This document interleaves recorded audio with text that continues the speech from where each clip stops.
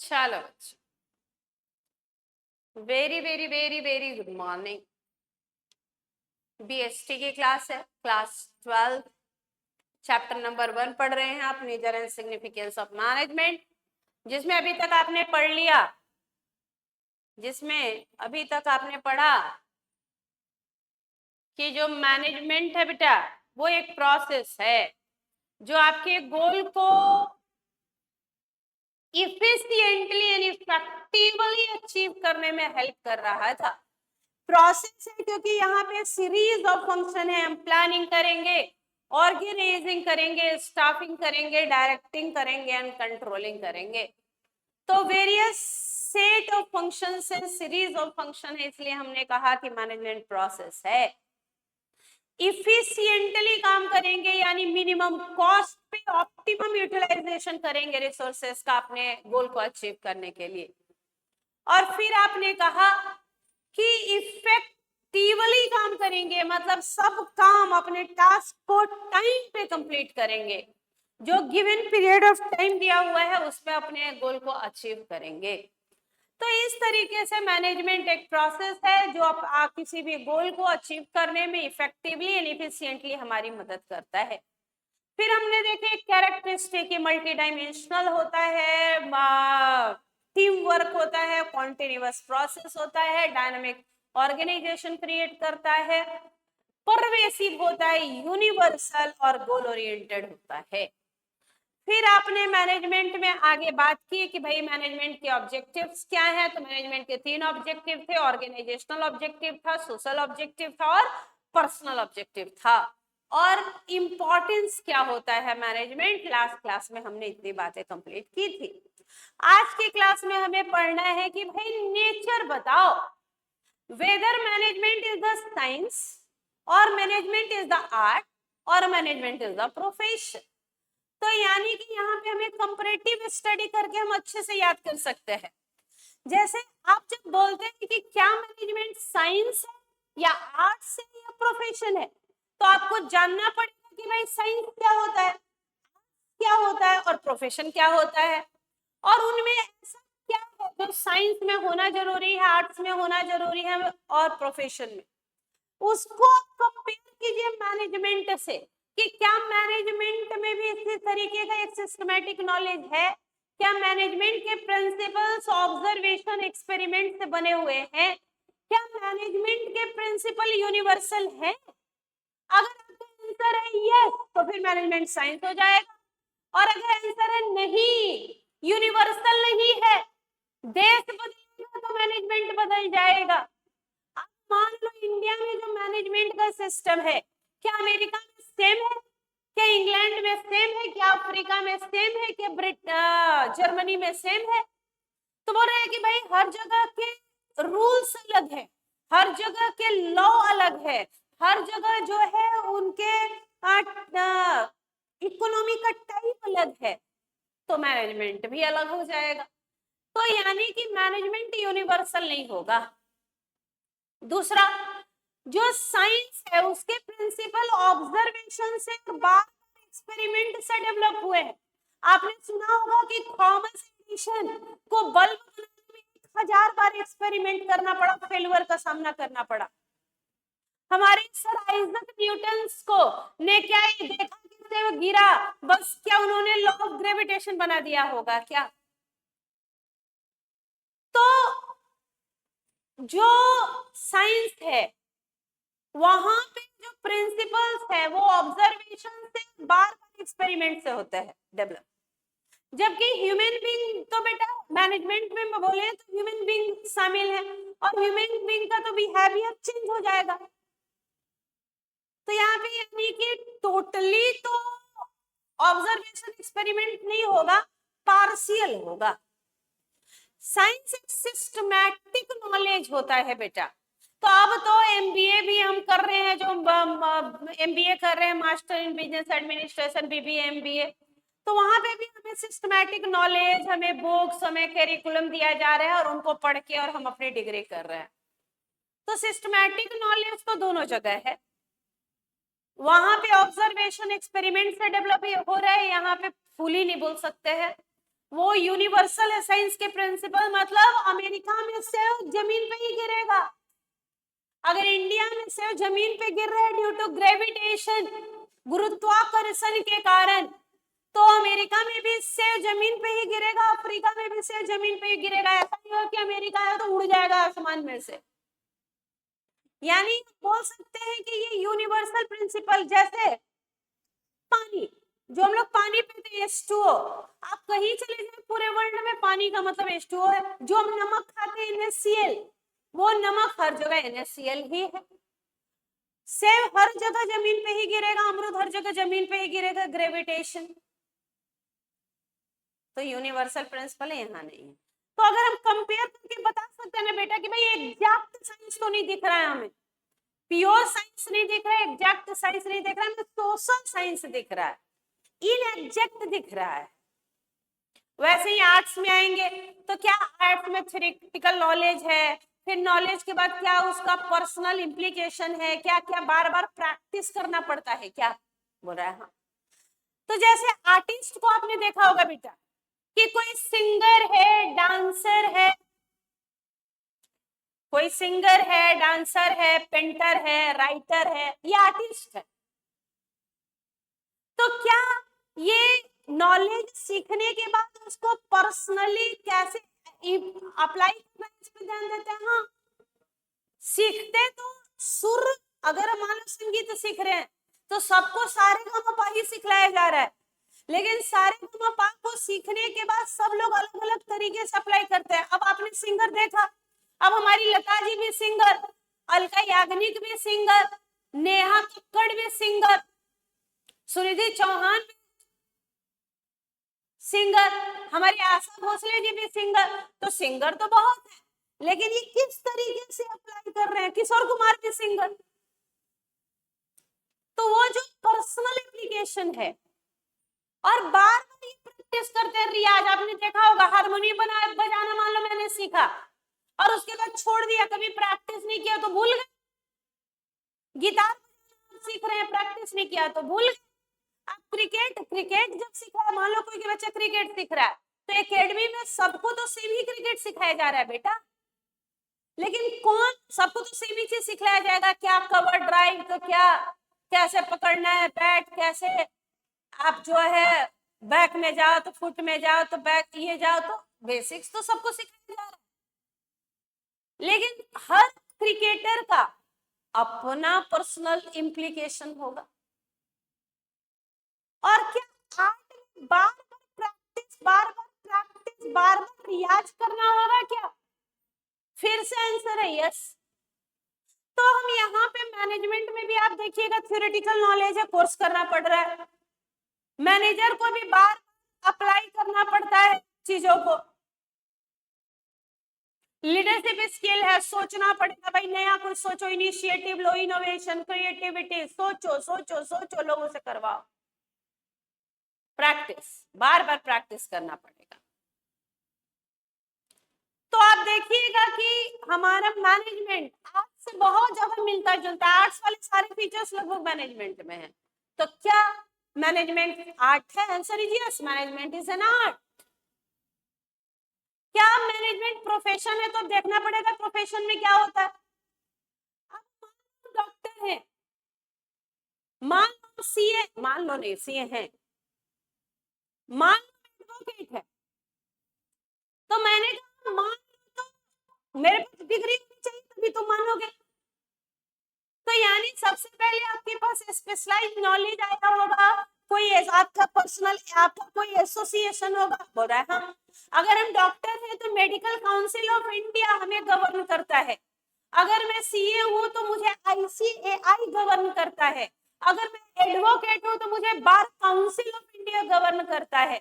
उनके अपने code of conduct है जो मुझे फॉलो करने होंगे, प्रोफेशनल एथिक्स बोल के, कि ये मेरे प्रोफेशन में एथिक्स है जिसका मुझे पालन करना होगा।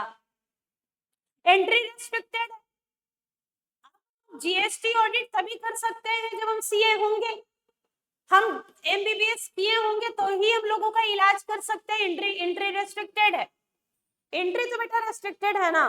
नॉलेज होना चाहिए, स्पेशलाइज नॉलेज, तो भाई यहाँ भी स्पेशलाइज नॉलेज है। आप वेरियस एमबीए कॉलेजेस से एमबीए कर रहे हैं तो यहाँ भी चलो ठीक है, मैनेजमेंट में भी नॉलेज है। वहां एंट्री रेस्ट्रिक्टेड है, यहाँ एंट्री रेस्ट्रिक्टेड नहीं, मैनेजर कोई भी हो सकता है। सच मैनेजर के लिए ऐसा कोई रेस्ट्रिक्टेड एंट्री नहीं है कि वही मैनेजर होगा। मेरा छोटा ऑर्गेनाइजेशन है बेटा, अब मेरा छोटा ऑर्गेनाइजेशन है, 4 स्टाफ है, मैंने एक मैनेजर रख लिया, तो क्या हम आईआईएम के मैनेजर को रखेंगे क्या? बोल रहा है नहीं। तो रेस्ट्रिक्टेड एंट्री अभी यहाँ नहीं हुई है। प्रोफेशनल एथिक्स भी नहीं है मैनेजमेंट के अंदर, मैनेजमेंट के अंदर प्रोफेशनल एथिक्स भी नहीं है। कोई प्रोफेशनल एसोसिएशन भी नहीं है। जो प्रोफेशन है बेटा वो सर्विस मोटिव होता है, उसका मेन मकसद होता है सर्विस। मैनेजमेंट वैसा नहीं था, मैनेजमेंट में हमें गोल अचीव करना है और हमारा गोल है प्रॉफिट मैक्सिमाइजेशन। तो इस तरीके से हम कंपेयर करेंगे बेटा, हम कंपैरेटिव स्टडी करेंगे कि साइंस एज अ मैनेजमेंट में बेसिस ऑफ कंपैरिजन बना लेंगे और बताएंगे कि साइंस में क्या होता है, मैनेजमेंट में क्या होता है, और उसके आधार पे लास्ट में कंक्लूजन बताएंगे कि क्या मैनेजमेंट साइंस है कि नहीं, आर्ट्स है कि नहीं, प्रोफेशन है कि नहीं।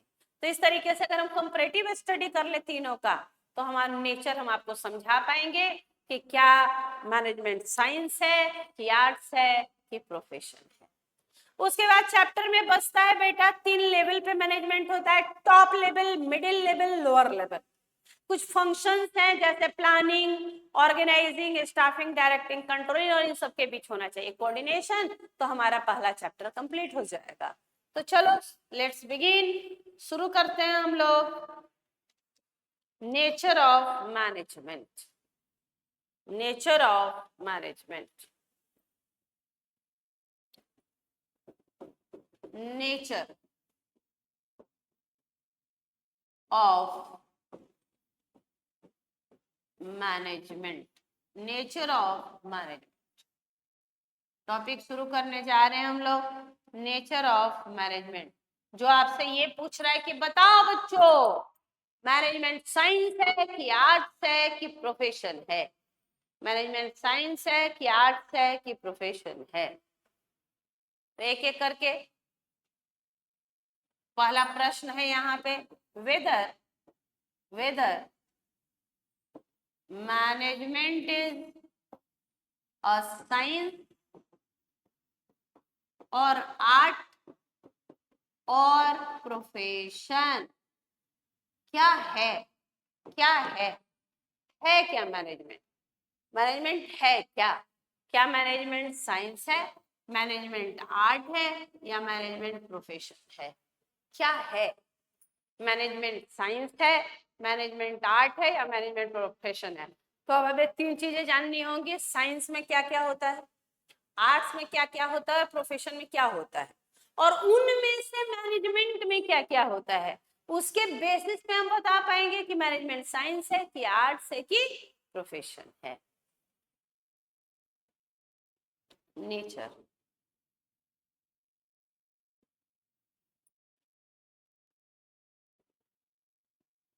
Management as a science. सबसे पहले हम क्या देखने जा रहे हैं, मैनेजमेंट एज अ साइंस। हम कैसे पढ़ेंगे इस टॉपिक को, मैंने आपको बताया, हम कंपैरेटिव स्टडी करेंगे बेटा। कंपैरेटिव कि साइंस में क्या क्या होता है तो उसको आप साइंस बोल रहे हैं, और उनमें से उन फीचर्स में क्या ऐसे फीचर्स है जो मैनेजमेंट में है, तो हम मैनेजमेंट को साइंस बोल सकते हैं कि नहीं बोल सकते हैं। उस आधार पे हम लोग मैनेजमेंट को साइंस बोल सकते हैं कि नहीं। तो पहला प्रश्न है कि क्या मैनेजमेंट साइंस है?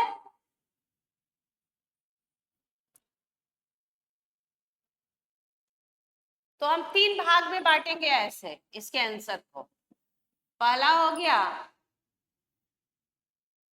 बेसिस ऑफ कंपैरिजन, बेसिस, किस बेसिस पे कंपैरिजन करने जा रहे हैं? बेसिस ऑफ कंपैरिजन, किस बेसिस पे कंपैरिजन करने जा रहे हैं? किसको किसको? साइंस को और मैनेजमेंट को,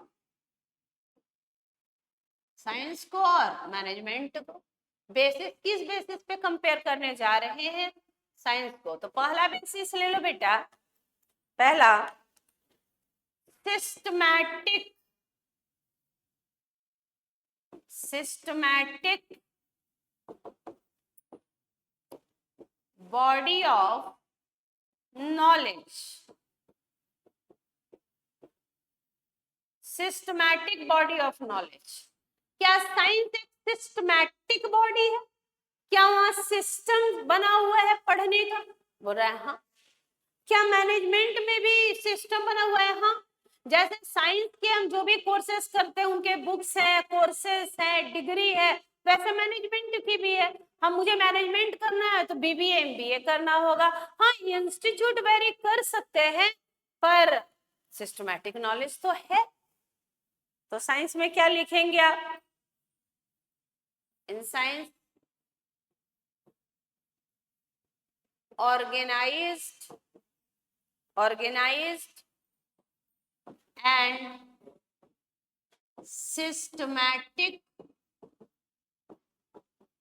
स्टडी मटेरियल होता है बेटा। Organised and systematic study material होता है, organised and systematic study material होता है। ऑर्गेनाइज्ड है और सिस्टमैटिक स्टडी मटेरियल है। जबकि यहाँ पे आप क्या बोलिएगा मैनेजमेंट में?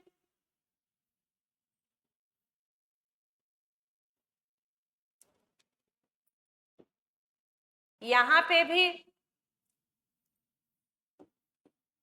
Systematic and organised study material is also here. यहाँ भी है भैया, यहाँ पे भी हम जो एमबीए कोर्स कर रहे हैं, बीबीए कोर्स कर रहे हैं, तो एक सिस्टमैटिक बॉडी ऑफ नॉलेज है, एक सिस्टमैटिक और ऑर्गेनाइज स्टडी मटेरियल है जो आपको मैनेजमेंट के बेसिक्स पढ़ाता है, मैनेजमेंट के फंक्शंस पढ़ाता है, मैनेजमेंट के प्रिंसिपल्स पढ़ाता है।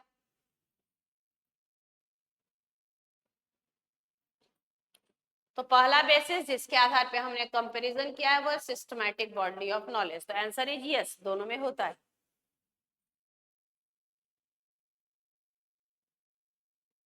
दूसरा बेसिस है principles are based on observations and experimentation. दूसरा बेसिस है बेटा कि जो साइंटिफिक प्रिंसिपल्स हैं वो ऑब्जर्वेशन और एक्सपेरिमेंटेशन से बनते हैं, डेवलप होते हैं। दूसरा क्या है? Principles, principles are based on observation and experimentation। Observation and experimentation पे आधारित है। प्रिंसिपल्स किस चीज पे आधारित है? Observation and experimentation. प्रिंसिपल्स आधारित है ऑब्जर्वेशन पे और एक्सपेरिमेंटेशन पे। Principles are based on observation and experimentation. यहाँ पे आप क्या बोलिएगा?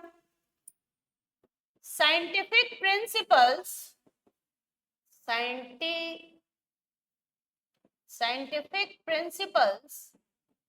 scientific principles are developed, scientific principles are developed through scientific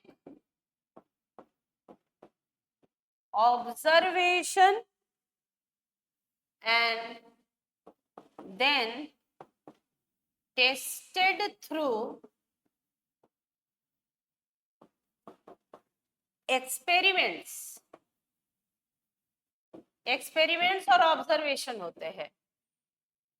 observations and experiment होते हैं। और मैनेजमेंट में क्या बोलिएगा कि management deals with human being. Management किसका करते हैं मैनेजमेंट बेटा? मशीन्स, मैन एंड मशीन्स का। तो मशीन्स का तो लगभग सेम होगा, मैन को तो वेरी हो जाएगा, लोग तो अलग अलग हैं, सेंटिमेंट्स अलग हैं, साइकोलॉजी अलग है, सब कुछ अलग है, बैकग्राउंड अलग है, हिस्ट्री अलग है। Management deals with human being and human behavior cannot be observed with full objectivity. Some kind of subjectivity are there. यहाँ आपने क्या किया? आपने ऑब्जर्वेशन किया, ऑब्जर्वेशन को टेस्ट कर लिया, एक्सपेरिमेंट से बता दिया कि भाई ये प्रिंसिपल हुआ। जबकि मैनेजमेंट में ह्यूमन बीइंग को डील करते हैं और ह्यूमन बिहेवियर बेटा अनप्रेडिक्टेबल है, सबको पता है, वहां कुछ ना कुछ सब्जेक्टिव रह जाएगा, फुली ऑब्जेक्टिव हो ही नहीं सकता। तो हम क्या बोल सकते हैं कि ये वाला जो पॉइंट है कंपैरिजन का, ये यहाँ पे पार्शियली फुलफिल्ड हो रहा है बेटा, पार्शियली फुलफिल्ड है, पार्शियली पूरा नहीं बोल सकते हैं। हाँ, यहाँ भी ऑब्जर्वेशन होता है, हम दूसरे ऑर्गेनाइजेशन को देख के सीखते हैं। हम लोग बोलते हैं कि भाई चलो गूगल का मैनेजमेंट अच्छा है, तो वहां से हम सीख रहे हैं, लेकिन हम एग्जैक्टली अपने यहाँ वैसा कर पाए, ये बड़ा मुश्किल है। और तीसरा बेसिस क्या है बेटा? तीसरा बेसिस क्या है कि हमारे जो साइंटिफिक प्रिंसिपल्स हैं वो क्या हैं? साइंटिफिक प्रिंसिपल्स क्या हैं? यूनिवर्सल वैलिडिटी रखते हैं बेटा, यूनिवर्सल वैलिडिटी होती है ना साइंटिफिक प्रिंसिपल की। अब आर्किमिडीज के प्रिंसिपल्स हैं, आर्किमिडीज के प्रिंसिपल है कि पानी में आप कोई वस्तु डालिएगा तो वो जितना उसका सरफेस एरिया होता है उतना जगह घेरता है। जैसे हम लोग शिप वगैरह, तो शिप का सरफेस एरिया ज्यादा है तो वो डूबता नहीं है, लेकिन जिनका सरफेस एरिया कम है वो तुरंत पानी में डूब जाते हैं। सुई डूब जाएगा लेकिन शिप नहीं डूबेगा, तो वो सेम है। H2O पानी हर जगह सेम है, नमक NaCl हर जगह सेम है, यूनिवर्सल। यहाँ तो भाई देश बदलेगा, वेश बदलेगा, लॉ बदलेगा, नियम बदलेगा, मैनेजमेंट बदलेगा, तो मैनेजमेंट यूनिवर्सल नहीं होगा। जबकि साइंटिफिक प्रिंसिपल्स आर यूनिवर्सल और वो एप्लीकेबल पूरे हर जगह एक जैसे होते हैं, उनकी एक जगह एक जैसी वैलिडिटी होती है। तो यूनिवर्सल वैलिडिटी में क्या लिखेंगे आप? यूनिवर्सल। थर्ड पॉइंट क्या है? यूनिवर्सल वैलिडिटी का क्या बोलेंगे बेटा साइंस में? Scientific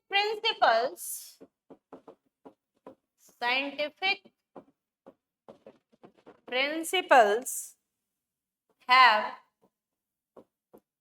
universal application, scientific principle का यूनिवर्सल एप्लीकेशन है and validity, universal application and validity.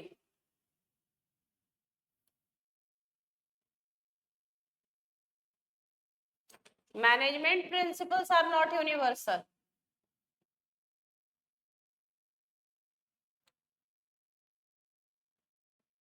Management principles are not universal, मतलब ये वाला तो फुलफिल ही नहीं हो रहा। कंक्लूजन क्या निकालेंगे कि क्या यहाँ पे सिस्टमैटिक नॉलेज है? क्या यहाँ पे भी प्रिंसिपल्स ऑब्जर्वेशन एक्सपेरिमेंट से डेवलप होते हैं? नहीं, ऑब्जर्वेशन होता है पर एक्सपेरिमेंट से डेवलप नहीं होते, क्योंकि ह्यूमन पे क्या एक्सपेरिमेंट करोगे आप? जितने लोग उतने तरीके का उनका बिहेवियर, उतना नेचर, बड़ा अनप्रिडिक्टेबल है बेटा। यूनिवर्सल है क्या? हाँ, साइंटिफिक प्रिंसिपल्स तो यूनिवर्सल है, हर जगह वही होगा, हर जगह पानी वही होगा, हर जगह नमक वही होगा, हर जगह एटम वही होंगे, हाइड्रोजन वही होगा, हर जगह फिजिक्स के फॉर्मूले वही होंगे, हर जगह आर्किमिडीज का प्रिंसिपल वही होगा, न्यूटन का लॉ ऑफ मोशन वही होगा, ग्रेविटेशन वही होगा।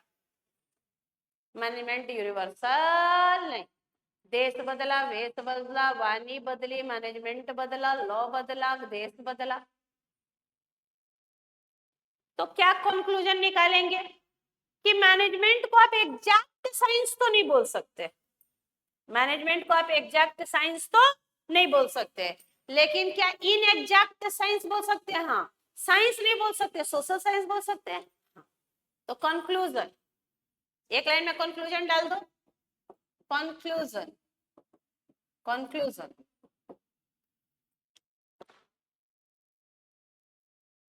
कंक्लूजन,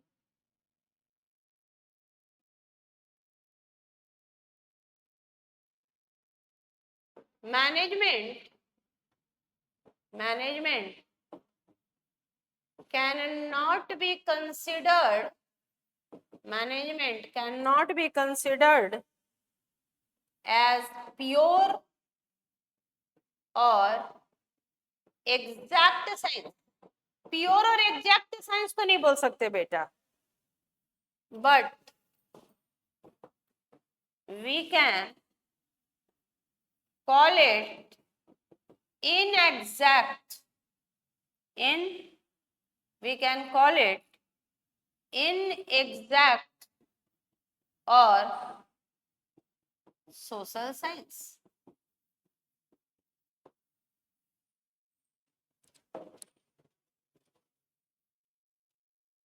मैनेजमेंट को आप एग्जैक्ट साइंस, प्योर साइंस तो नहीं बोल सकते हैं, लेकिन in exact science, social science बोल सकते हैं। सोशल क्यों? लोगों पे लगता है, लोगों पे अप्लाई हो रहा है।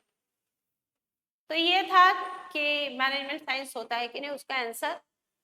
तो आप क्या बोलेंगे कि मैनेजमेंट में साइंटिफिक नॉलेज तो होता है, लेकिन इसके प्रिंसिपल्स ऑब्जर्वेशन एक्सपेरिमेंट से पूरी तरीके से डेवलप नहीं किया जा सकते, और ये यूनिवर्सल नहीं होता, इसलिए मैनेजमेंट जो है वो साइंस नहीं होता, सोशल साइंस और इनएग्जैक्ट साइंस होता है। आगे बढ़े। दूसरा प्रश्न है कि क्या मैनेजमेंट आर्ट्स होता है? तो अब क्या करना पड़ेगा बेटा, आर्ट्स वाले फीचर्स देखने पड़ेंगे। अगर आर्ट्स वाले सारे फीचर्स मैनेजमेंट में भी है तो यस, मैनेजमेंट इज आर्ट। चलिए देखते हैं।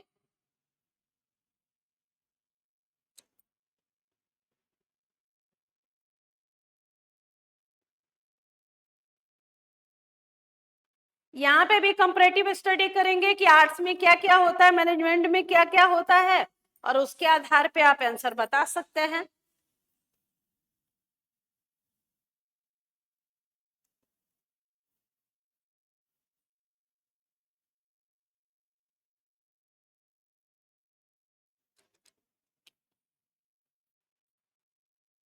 मैनेजमेंट दूसरा है नेचर। आपसे पूछा कि मैनेजमेंट एज एन आर्ट बताओ,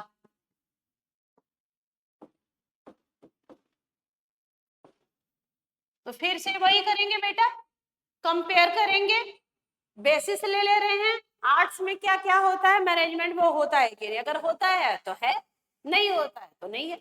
तो चलो देखें, basis of comparison, basis of comparison, basis of comparison, art, management.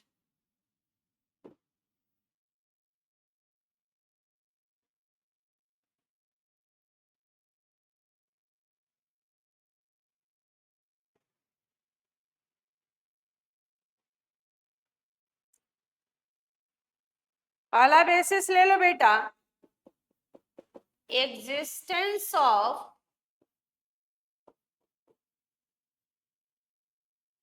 Theoretical knowledge. क्या थियोरेटिकल नॉलेज होता है? हाँ, बेसिक नॉलेज तो सबको लेना पड़ेगा ना बेटा। अब हम आर्टिस्ट हैं, सिंगिंग सीख रहे हैं, तो बेसिक नॉलेज सारे गामा राग सीखना पड़ेगा बहुत सारे। हम पेंटर हैं, तो पेंटिंग के बेसिक्स फंडामेंटल्स सीखने पड़ेंगे। हम डांसर हैं, तो भाई डांस के वेरियस स्टेप सीखने पड़ेंगे। अब डांस में भी आपने बहुत सारा डांस सुना होगा कि भाई ये कथकली कर रहे हैं, ये भरतनाट्यम कर रहे हैं, ओडिसी कर रहे हैं, ये कर रहे हैं। बेसिक्स तो उनके कुछ होते होंगे ना बेटा। तो एग्जिस्टेंस ऑफ थ्योरेटिकल नॉलेज देखना होगा।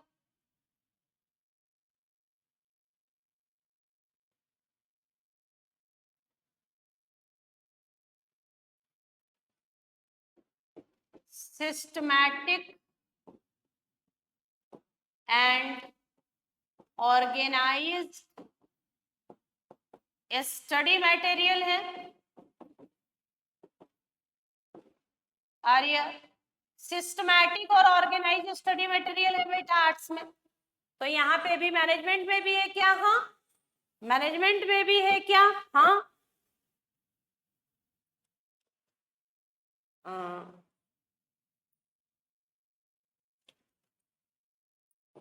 Organised literature available in various areas of management। अब यहाँ भी ऑर्गेनाइज लिटरेचर अवेलेबल है, यहाँ पे भी ऑर्गेनाइज लिटरेचर अवेलेबल है। दूसरा बेसिस देखे, फीचर पर्सनलाइज्ड एप्लीकेशन है। बोल रहे हैं हाँ, सीखते तो बेसिक सब है, लेकिन दो एक्टर, दो डांसर, दो स्पीकर, दो सिंगर, दो पेंटर, दो राइटर, दो टीचर, दो सीए, दो डॉक्टर के बीच में अंतर तो है। पर्सनलाइज्ड एप्लीकेशन, every artist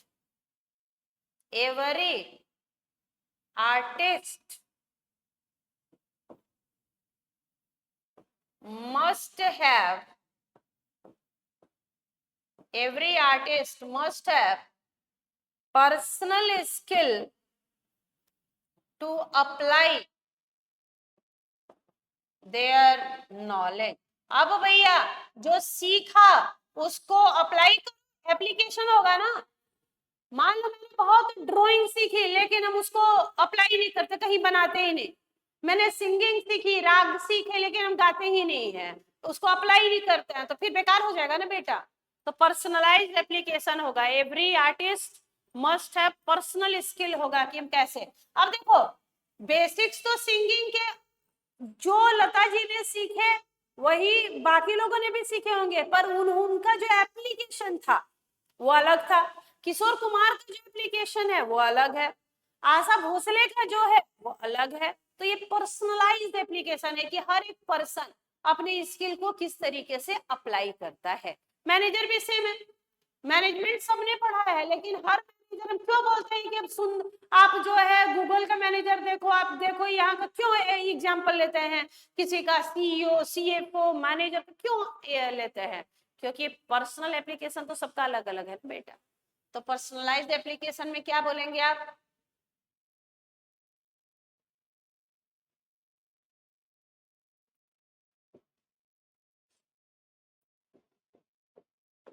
क्या बोलेंगे यहाँ पे पर्सनलाइज्ड में?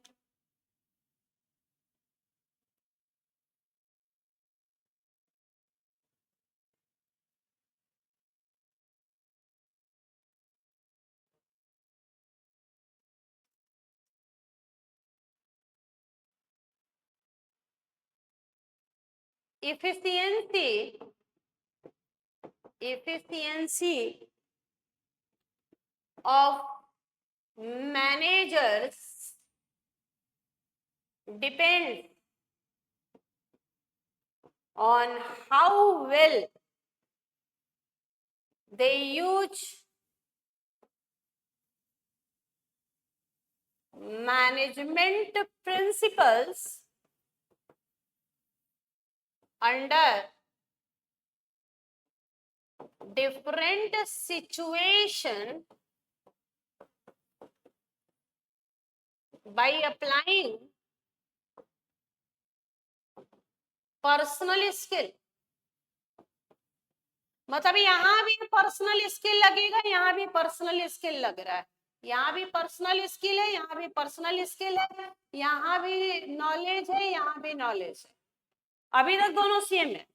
यहाँ पे भी हम लोग क्या कर रहे हैं, थ्योरेटिकल नॉलेज है, यहाँ भी थ्योरेटिकल नॉलेज है, यहाँ भी पर्सनलाइज्ड एप्लीकेशन हो रहा है। हर आर्टिस्ट अपने पर्सनल स्किल को अप्लाई कर रहा है, अपने नॉलेज को।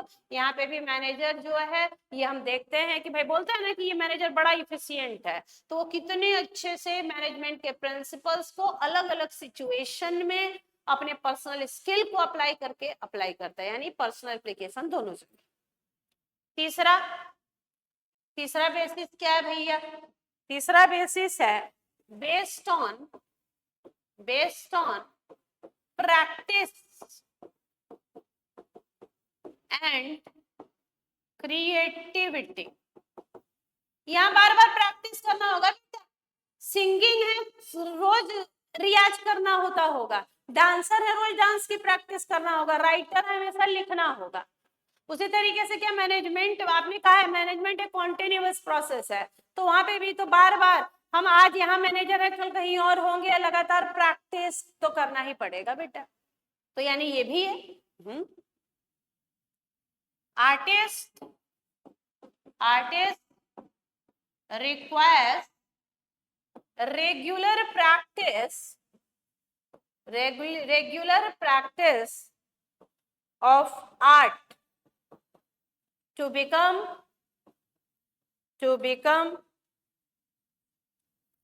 more fine and perfect।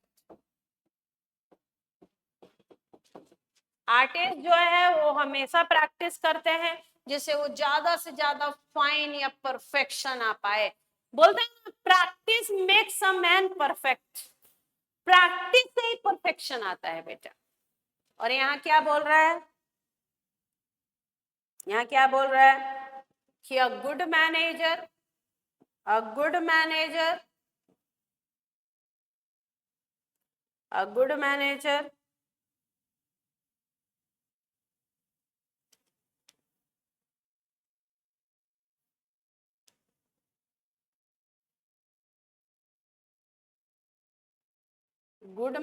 और experience manager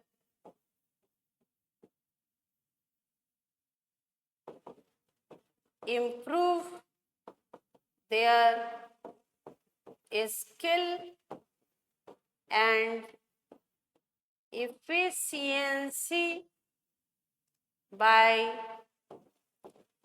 practice such as initiation, innovation, creativity and practice।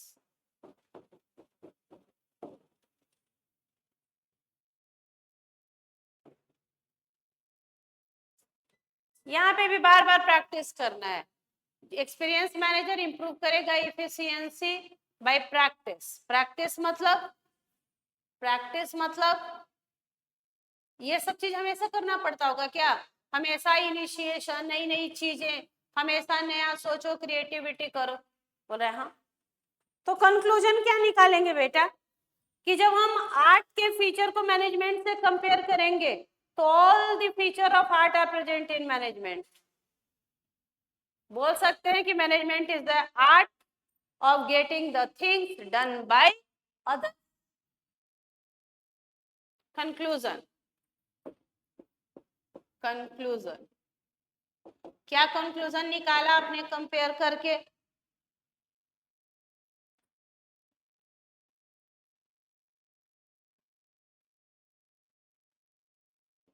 conclusion, we find all the features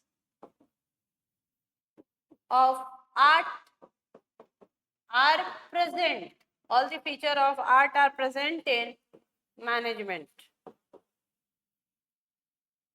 So we can call management is an art of getting the things done by others. जब हमने बेटा arts के feature को compare किया तो सारे features, theoretical knowledge art में भी है, मैनेजमेंट में भी, यहाँ भी प्रैक्टिकल इम्प्लीकेशन है मैनेजमेंट में भी, यहाँ भी practice makes a man perfect वहां पे भी। तो हम बोल सकते हैं कि दोनों को कंपेयर करके कि सारे गुण जो आर्ट के हैं, फीचर्स जो हैं, कैरेक्टरिस्टिक हैं, वो मैनेजमेंट में भी हैं। तो इस तरीके से मैनेजमेंट एक आर्ट है। Management is an art of things done by others. जहां हम लोगों से काम करवाते हैं उसको हम मैनेजमेंट बोलते हैं। एंड लास्ट, मैनेजमेंट और प्रोफेशन में देखिए, प्रोफेशन में क्या क्या होता है। अगर वही सब मैनेजमेंट में भी होता है तो बताइए। तो अभी तक एक चीज सामने आ चुकी है, मैनेजमेंट एग्जैक्ट साइंस नहीं है, प्योर साइंस नहीं है, इन एग्जैक्ट साइंस और सोशल साइंस है, आर्ट्स है, मैनेजमेंट आर्ट्स है। अब देखना है कि मैनेजमेंट प्रोफेशन है कि नहीं है। आज की क्लास का लास्ट टॉपिक है ये, मैनेजमेंट एज प्रोफेशन।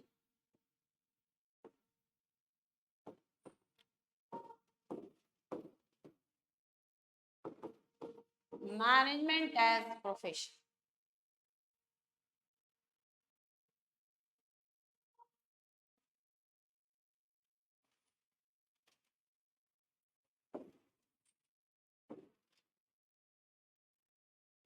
बेसिस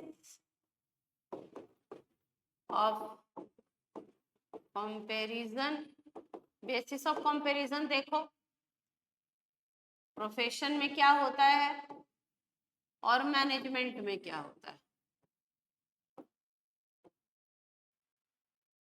पहला, प्रोफेशन में well defined body of knowledge है क्या?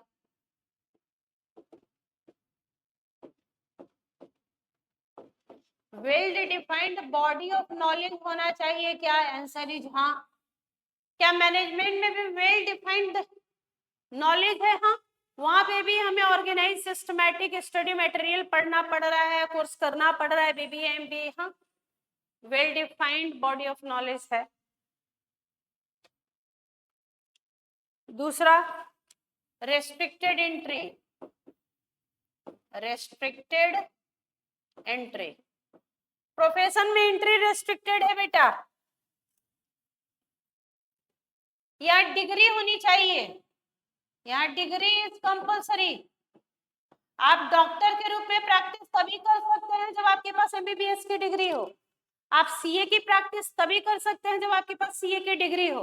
आप एडवोकेट की प्रैक्टिस तभी कर सकते हैं जब आपके पास बार काउंसिल की डिग्री हो। यहाँ ऐसा कुछ नहीं है। हम ठेला लगा के बैठे हैं बेटा, हम ठेला पे सब्जी बेच रहे हैं, मैनेजर भी मालिक भी सब हम ही है, कोई रेस्ट्रिक्टेड एंट्री नहीं है। हाँ, फ्यूचर में अगर कोई ऐसा हो गया कि मैनेजर बनने के लिए यही क्वालिफिकेशन चाहिए तो देखेंगे, अभी नहीं। तीसरा, रेस्ट्रिक्टेड एंट्री के बाद तीसरा, प्रेजेंस ऑफ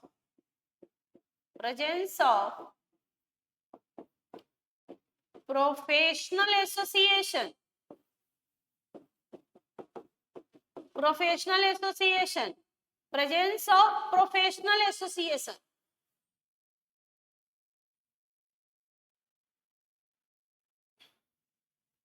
डॉक्टर के लिए मेडिकल काउंसिल है ना बेटा, medical council of India. CA के लिए आईसीआई, सीएस के लिए आईसीएसआई, एडवोकेटिव बार काउंसिल, इंजीनियर्स के लिए उनका इंस्टीट्यूट है, यहाँ नहीं है। मैनेजमेंट में अभी कोई ऐसा प्रोफेशनल एसोसिएशन कंपलसरी नहीं है। ऐसे आप AIMS देखिएगा, all India management association Delhi में है, all India management association, all India management association है दिल्ली में, कोलकाता में भी है नेशनल लेवल पे, लेकिन कंपलसरी नहीं है। तो क्या बोलेंगे, नॉट कंपल, यहाँ तो बोलेंगे भाई कंपलसरी है प्रेजेंट होना, यहाँ बोलेंगे कंपलसरी है, यहाँ बोलेंगे नॉट एट कंपलसरी। कम है पर अभी कंपलसरी मैंडेटरी नहीं बनाया कि आपको वहां का सर्टिफिकेट होना चाहिए, डिग्री, ऐसा कुछ नहीं है। तो प्रेजेंस ऑफ प्रोफेशनल एसोसिएशन होना चाहिए, कंपलसरी यहाँ नहीं है। यहाँ पे existence of ethical code, existence of ethical code, बेटा यहाँ पे होगा। हम लोग बोलते हैं ना कि भाई हम आईसीआई के मेंबर है, सीए हैं, आईसीआई के मेंबर है, तो हमारा ये प्रोफेशनल एथिक्स है।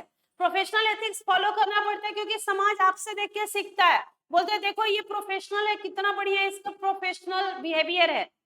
यहाँ ऐसा कुछ नॉट एट कोई कंपल्सन या एथिक्स आपके लिए है नहीं। And last one is service motive, service motive, यहाँ मेन है सर्विस मोटिव। यहाँ मेन हम कोई भी प्रोफेशन क्यों करते हैं भाई, हमारा सर्विस मोटिव है। यहाँ पे है ऑर्गेनाइजेशन को अचीव करना, यहाँ प्रॉफिट मोटिव है। ऑर्गेनाइजेशन का गोल होगा, उस गोल को अचीव करना होगा, प्रॉफिट मैक्सिमाइज करना होगा। मैक्सिमम प्रॉफिट कैसे कमाए, इस पे हमारा मेन ध्यान होता है। मैक्सिमम प्रॉफिट कमाने पे, मैक्सिमम प्रॉफिट कमाने पे हमारा मेन ध्यान।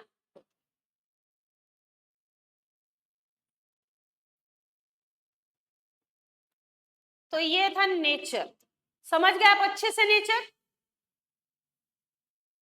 क्यों नहीं है एग्जैक्ट साइंस मैनेजमेंट, क्यों सोशल साइंस है? क्योंकि ह्यूमन बिहेवियर है, ह्यूमन बिहेवियर चेंज होगा, यूनिवर्सल हो नहीं सकता। आर्ट है क्योंकि यहाँ भी थ्योरेटिकल नॉलेज है, पर्सनलाइज्ड स्किल है, प्रैक्टिस करना होगा। प्रोफेशन को जब हमने कंपेयर किया तो हम क्या बोलेंगे कि क्या प्रोफेशन है? बोलेंगे नहीं। हाँ, on the path of making profession हो सकता है, मैनेजमेंट पाथ पे भी हो सकता है, पर अभी एग्जैक्टली कंपल्सन नहीं किया कहीं।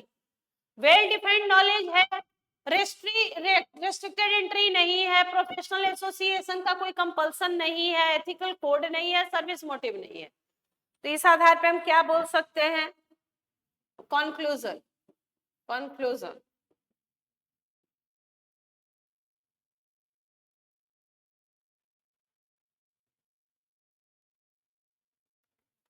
presently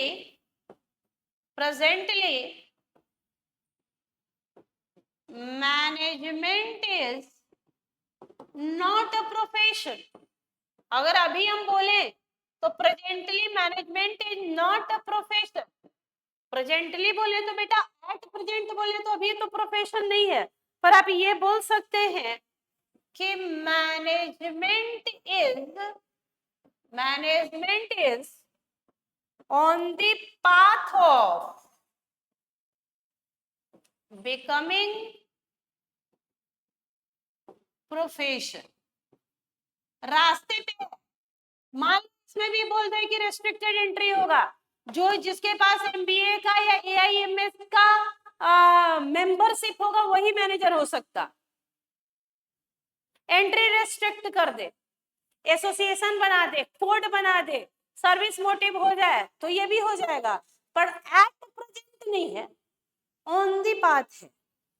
तो इस तरीके से नेचर आपको समझ में आ गया कि मैनेजमेंट क्या है, क्यों नहीं है एग्जैक्ट साइंस, क्यों है आर्ट, क्यों नहीं है प्रोफेशन, और कैसे है on the path of profession.